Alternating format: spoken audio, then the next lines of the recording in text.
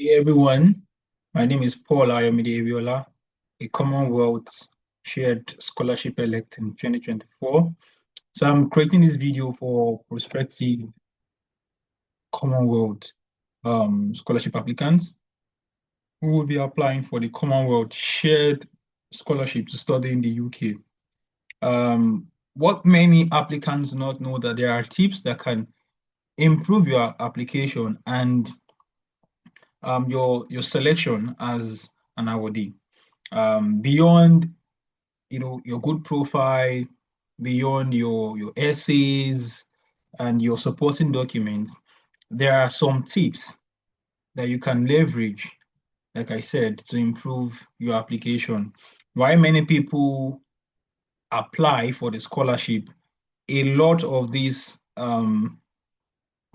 applicants already are disqualified even before submitting the application, right? A lot of them are already disqualified, right? Because they do not take their time to go through all the information regarding the scholarship. So I'll take my time and I'll try to summarize as much as possible to show you some key areas that you should focus on if you're applying for the Commonwealth shared scholarship. So this is the landing page. The first thing you do is click on apply.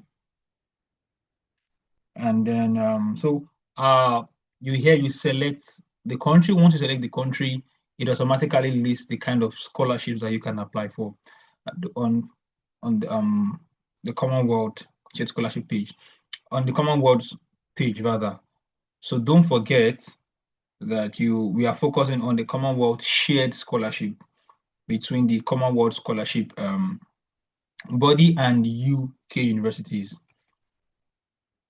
So I'm going to go with Nigeria. Once you click on Nigeria, it shows you the list of scholarships that Nigerians can apply for. And we are going with the Commonwealth Shared Scholarship, that is for full-time master's study on selected courses jointly supported by UK universities. Click on read more. So first thing you do is, read the overview. Yeah, it states that it's within the framework of the Commonwealth Scholarship and Fellowship Plan.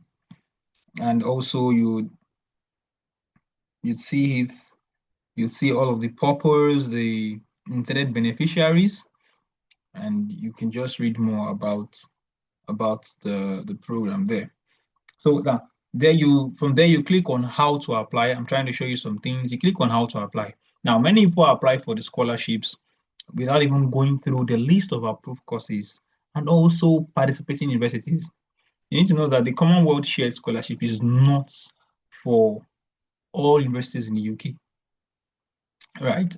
So the first thing I would do is after reading the information, click on the list of approved courses, right? And these courses are divided under 6 development teams, right? So depending on your area of interest, the first thing I would do is I'll go through each of the teams and write out the university and the course that relates to what I want to do. So let's assume I want to study something related to environmental sustainability, right? I would just probably come to strengthen resilience and response crisis. But if you like, you can just go through each of them one by one. Then I can just list as many as possible, right? Start with Bournemouth University. I'll write it out. MSc Disaster Management. I I will go on and on. London School of Economics, MSc Environment and Development, Newcastle University. I would write everything out. That is the first step. You write everything out, as many as possible. Now, this you can write as many as 20 courses that relate to your area of interest. So you need to start with this, and you need to understand that applying for scholarship is hard work. So you start with doing this. Then after going through the list based on different criteria, record, rating, statistics, you can then asterisk your preferred three, but I'm still coming to that. So once you have done this, you go back to how to apply. Now, You have to check this. Many people omit this, which is very, very important. View the details of participating UK universities.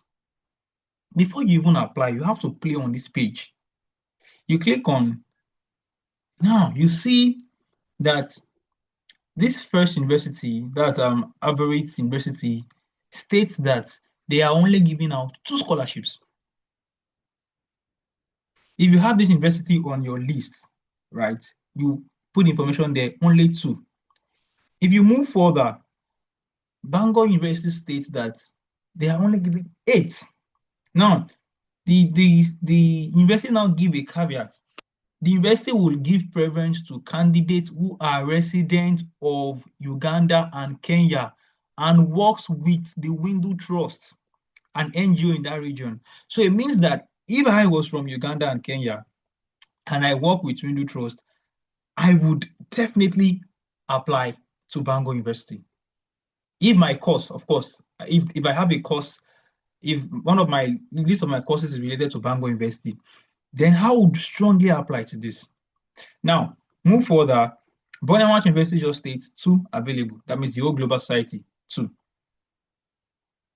Cranfield University states 8. Now, can you see that?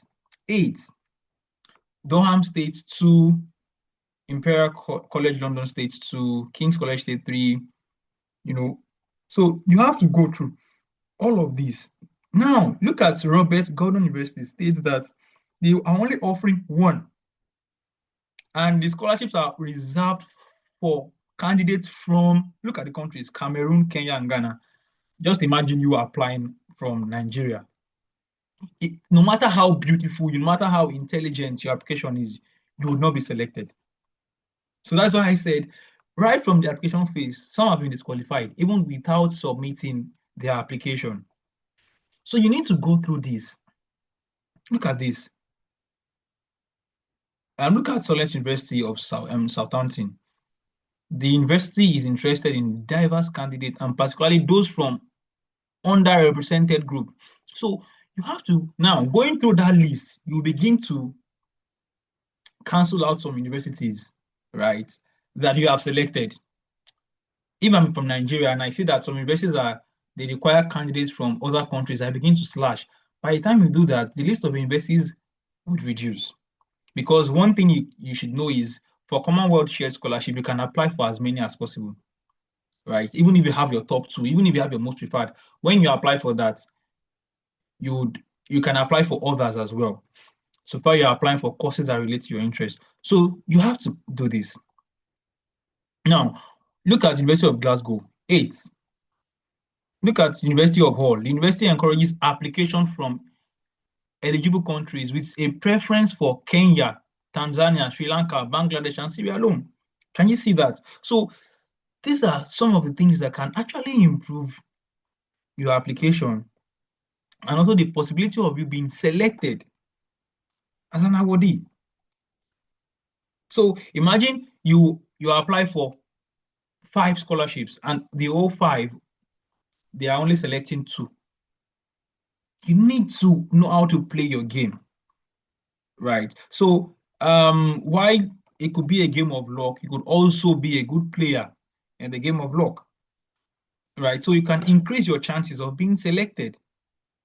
So while you have done this, you need to also go back to each of the universities. So you have to go to each of those universities and check for their entry requirements. This is something that you should also consider. Entry requirements. So let me give an example. Let me give an example.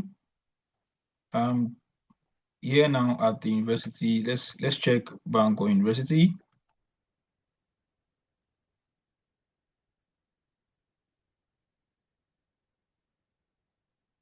They're gonna go. You're gonna check Bangor University.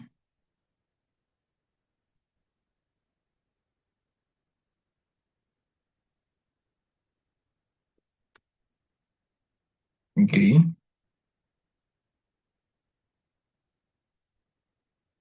So this is something. Now you already have the list of the universities and the courses. You then need to go and check the entry requirements.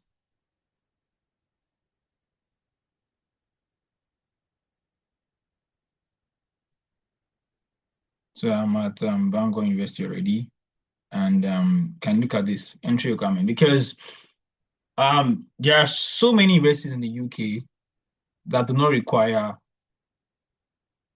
IELTS, for proof of English language.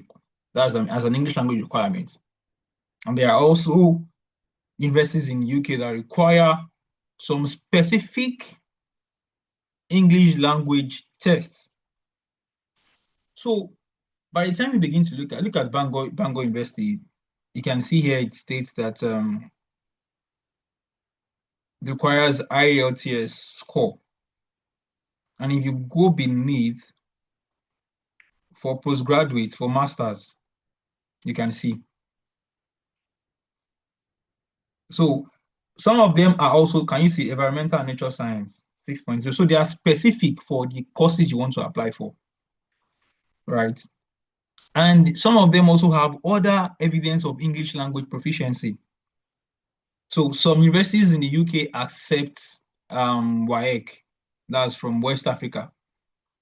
So you need to go and do your due diligence. So by the time probably you have 30 lists, by the time you are done reviewing each of them, you begin to see the ones that you can apply for the admission smoothly, because you need to know that you have to get the admission to be a beneficiary of the scholarship. You can apply for the scholarship before you apply to the school, right? And you could apply either ways.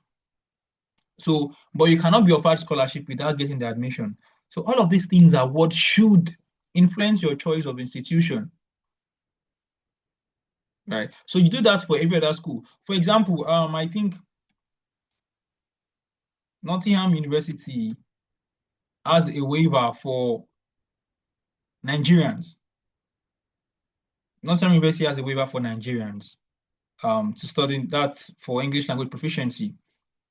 You do not need to submit any proof of English because University of Nottingham recognizes Nigeria as one of the countries that undergraduate courses are taught in English. So you do not need. I applied to University of Nottingham. I've applied in the past, and I got the admission. When I was awarded the Commonwealth Shared Scholarship Masters, I gained admission to the University of Nottingham. So you can just play around, study, you'd see all of those information. So that's just, I don't want to digress. So let's move back. So you have to check through university details. Very, very important. You have to check through the university details. Very, very important. These are what would give you insight, so that you are not putting yourself in a very tight spot. So you go through these. Then also you have to look at supporting documents. What are the documents you need ahead of time? Do not wait till 10 minutes. You must have handy your student transcripts, at least your student copy, your transcript, student copy. You need it handy. You need your international passport or national ID. In fact, international passport is preferable. If you are applying for a scholarship and you have international passports, why are you applying? Right. So then also take your time to go ahead, check through the eligibility. Okay, you can see that you need at least a second class upper honor,